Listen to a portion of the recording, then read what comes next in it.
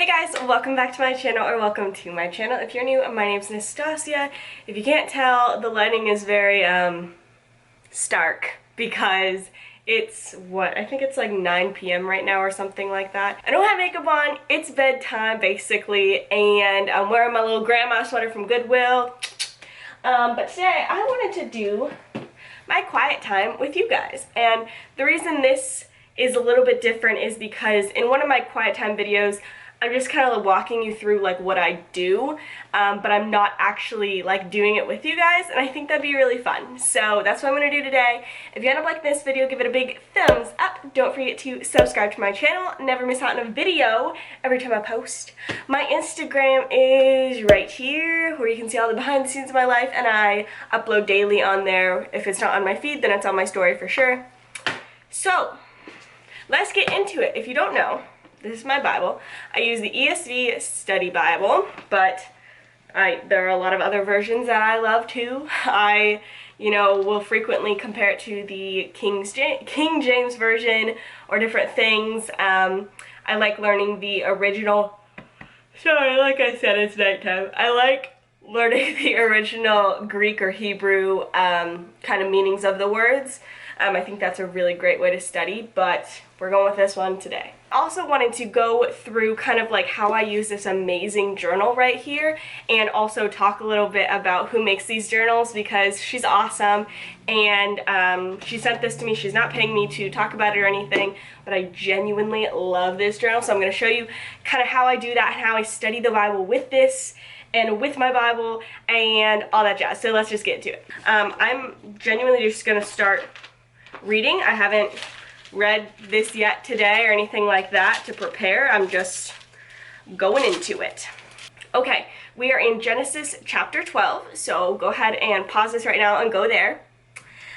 So once you're there, I'm just going to start reading. I don't know how far we're going to get. I'm just going to go. So Genesis chapter 12, verse 1. Now the Lord said to Abram, "Go from your country and your kindred and your father's house to the land that I will show you. And I will make you a great nation, and I will bless you and make your name great, so that you will be a blessing." Okay, I might drive you nuts during this video, because I like to stop a lot and take notes.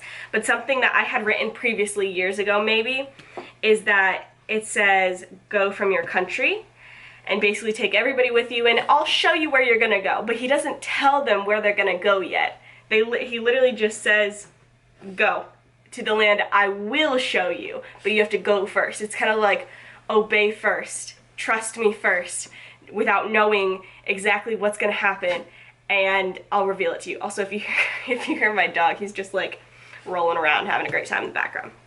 Anyway, I think that's cool. All right, in verse 3. "I will bless those who bless you, and him who dishonors you I will curse, and in you all the families of the earth shall be blessed." Can you tell that I was the kid in class who stumbled over her words when I was told to read out loud? "So Abram went as the Lord had told him, and Lot went with him. Abram was 75 years old when he departed from Haran. And Abram took Sarai, his wife, and Lot, his brother's son," so Lot was Abram's nephew, and Sarai, who's going to be Sarah, is his wife, "and all their possessions that they had gathered, and the people that they had acquired in Haran, and they set out to go to the land of Canaan. When they came to the land of Canaan, Abram passed through the land to the place at Shechem," forgive me everyone, "to the oak of Moreh. At that time the Canaanites were in the land. Then the Lord appeared to Abram and said, 'To your offspring I will give this land.' So he built there an altar to the Lord who had appeared to him. From there he moved to the hill country on the east of Bethel, and pitched his tent, with Bethel on the west and Ai on the east." Ai, not I.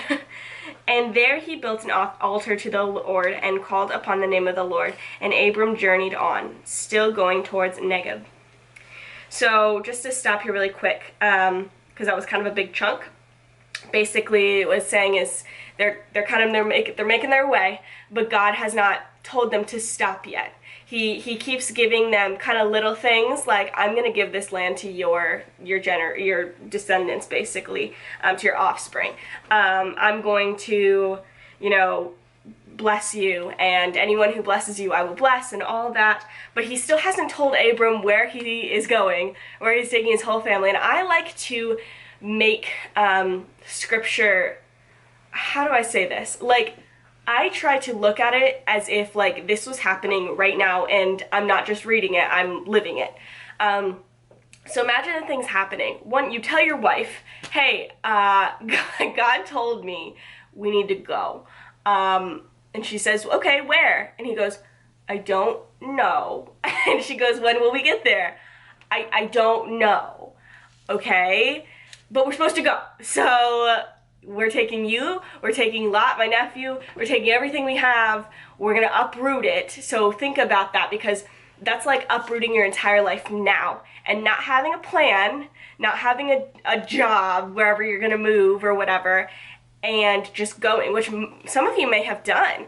I've kind of done that before, of not having a plan, and maybe you just moved because God kind of told you to, and it's very interesting that it's compared to this. But I like to think about that, of like, you know, I think we always imagine these people in the Bible as like, they weren't human, you know? That we think of them as not human, of just like, God said it, so I'll just go, and not having any kind of like temptations to deal with or anything. So who knows if his wife was overjoyed or if she was like super doubtful. Who knows if Lot put up a fight to go with them, and you know, all the things they kind of lost, and Abram had doubts maybe or something, and he just kept going. So I don't know, I think that's cool. All right, so we're going back, and this is verse 10. Now there was a famine in the land, so Abram went down to Egypt to sojourn there, for the famine was severe in the land. When he was about to enter Egypt, he said to Sarai, his wife, I know that you are a woman beautiful in appearance, and when the Egyptians see you, they will say, this is his wife. Then they will kill me, but they will let you live. Say that you're my sister, that it may go well with them because of you, and that my life may be spared for your sake. So I want to touch upon this really quick, because I didn't understand this till I was in college, and we talked about it in my Old Testament class. What's happening here is that, you know what I just said, they're human? Yeah, so sin happens. So Abram has a lot of fear. He doesn't trust God. He thinks, because back then women were oftentimes property, kind of known as property. And so a lot of times men, especially who didn't know the Lord, felt like they could just take a woman whenever they wanted to or whatever. So when they went into Egypt, Abram feared that the Egyptians or the king or whoever it was would see Sarah's beauty and think she was so beautiful and want to take her as their wife or something like that. But when they would find out she was married, I guess it was typical in that age to just kill off the husband so that you can marry the girl. But he's saying, if you tell them I'm your brother, then they won't be threatened by me and they won't kill me. So lie for me, save my skin, basically putting his wife in a very uncomfortable position of having to act like she's single, not knowing what these men are going to do to her, just to protect Abram when he's supposed to be the protector. So that's what's interesting here. So keep in mind, when Abram did this is not a good thing, and it leads to something very interesting too that I'm going to touch upon. When Abram entered Egypt and the Egyptians saw that the woman, Sarah, was very beautiful, and when the princes of Pharaoh saw her, they praised her to Pharaoh, and the woman was taken into Pharaoh's house. And for her sake, he dealt well with Abram, because she said that Abram was her brother, because he told her to. And he had sheep, oxen, male donkeys, male servants, female servants, female donkeys, and camels. But the Lord afflicted Pharaoh and his house with great plagues because of Sarah, Abram's wife. So basically, God saw that what Abram had done was stupid, and he didn't want anything to happen to Sarah, I'm assuming. It doesn't say exactly what would have happened to her or whatever, but either way, she was a married woman, and these princes of Pharaoh and Pharaoh himself were obviously after her in, you know, a way to marry her, take her as their own.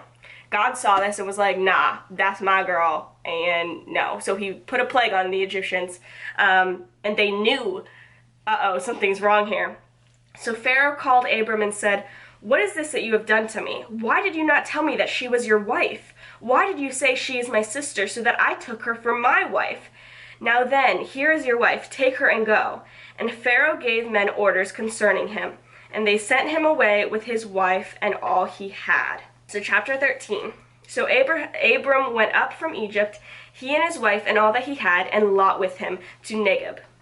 Now Abram was very rich in livestock and silver and in gold, and he sojourned on from Negeb as far as Bethel to the place where his tent had been at the beginning, between Bethel and Ai, to the place where he had made an altar at the first.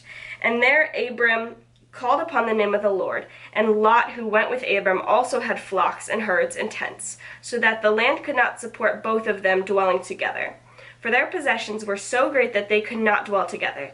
And there was strife between the herdsmen of Abram's livestock and the herdsmen of Lot's livestock. At that time the Canaanites and the Perizzites were dwelling in the land.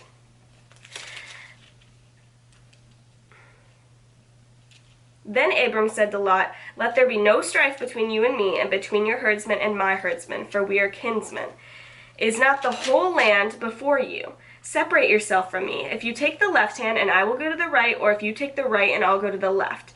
And Lot lifted up his eyes and saw that the Jordan Valley was well watered everywhere, like the garden of the Lord, like the land of Egypt in the direction of Zoar.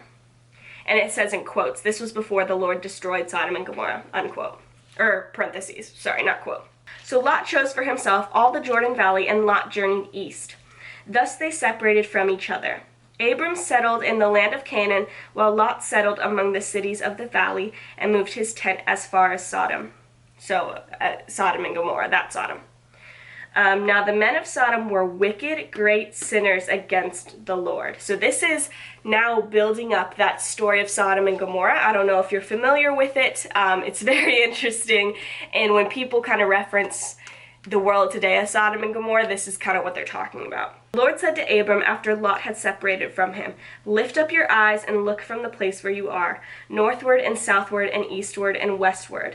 For all the land that you see I will give to you, and to your offspring forever. I will make your offspring as the dust of the earth, so that if one can count the dust of the earth, your offspring also can be counted. So, lots of offspring. And at this time, Sarah is still barren. Her womb is barren. Abram was 75 at this point, so offspring wasn't looking too hot. And then I'm just going to finish this chapter. Arise, walk through the length and the breadth of the land, for I will give it to you. This is God speaking. So Abram moved his tent and came and settled by the oaks of Mamre, which are at Hebron, and there he built an altar to the Lord. So that's the end of chapter 13. And I know something that I've always wondered is, you know, how to kind of take notes, because I do take notes in my Bible, and I like taking notes in my Bible, but sometimes when you want to remember something specific, show something to someone, you don't want to go through this whole book of notes to try to find it. So it's a lot easier to put it in something like this. So I have a friend approach me on Instagram, and she has her own little small shop, and it's called Brit & Co. Leather, right? Yeah. Brit & Co. Leather, and she makes these incredible journals, and this is real leather. If you are vegan, you're gonna hate this. Don't come for me. Maybe just click out of the video.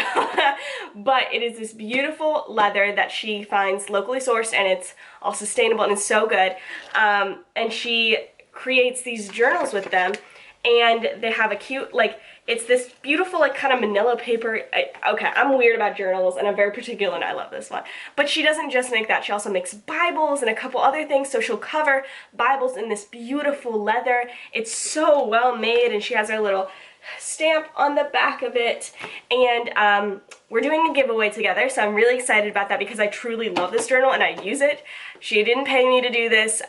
She just sent it to me, and I suggested the collab because I think you guys would love it. What you have to do to enter into the giveaway is you need to go to my Instagram, make sure you follow me, and then go to her Instagram, Brit & Co. Leather, which I will link in my Instagram post. The post that I have up live right now with this journal, I just need you to comment on it, your favorite Bible verse, or if you have never read the Bible in your life, but you're kind of interested in all this stuff, what you're looking forward to most learning about the Bible, I guess, or something like that. Anyway, something related to that. Leave a comment there. Make sure you like my page and her page, and we will enter you in the giveaway. And in a couple weeks, I'll get in contact with you guys, or she will, and we'll send a Bible your way. And we're so excited about it. So anyway, but I want to show you what I do in this.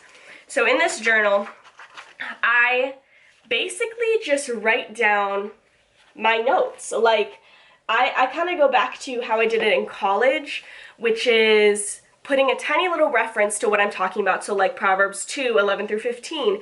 And I will put like different things, like what I thought of during that verse. I won't write the whole verse out usually because I can just look it up, but I'll write down what I gained from that verse. So like Proverbs 2:11 through 15. The note I put is, as you gain wisdom, you may notice that your friend group starts to change. When they don't align with what wisdom is telling you to surround yourself with, it could be time to create some distance. So just different things that I think of, and I love this thing because it's easy, it's classy, I can take it anywhere, and it goes really well with my Bible because I have a leather Bible too.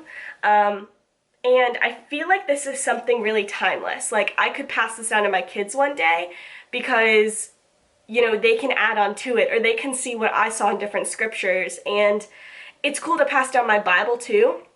But I feel like that's a really personal thing for somebody, is to have their own Bible. But this, like, it'd be so cool for them to have their mother or their grandmother or their great-grandmother's Bible journal that they had. And since it's good quality leather, it will last generations. So I'm really excited. Oh, I forgot the best part. It's engraved. I got it engraved, and she can engrave it for you too, the giveaway winner. But I got it engraved with my, sorry, you probably can't even see it, with my favorite verse, which is Daniel 3:17 through 18. And you can get that too. You can get your name, you can get a Bible verse, you can get whatever you want. So super excited to do that. But I hope you guys enjoyed this little quiet time with me. I know it was pretty simple, but sometimes this is what I do for my quiet time. I just try to take in the knowledge, and, you know, maybe I'll have an epiphany of some sort, or maybe I'll just be, you know, learning more about the Lord. And I can't wait to see you next time. Don't forget to check out my Instagram post to enter the giveaway. I love you guys. I'll see you soon. Bye!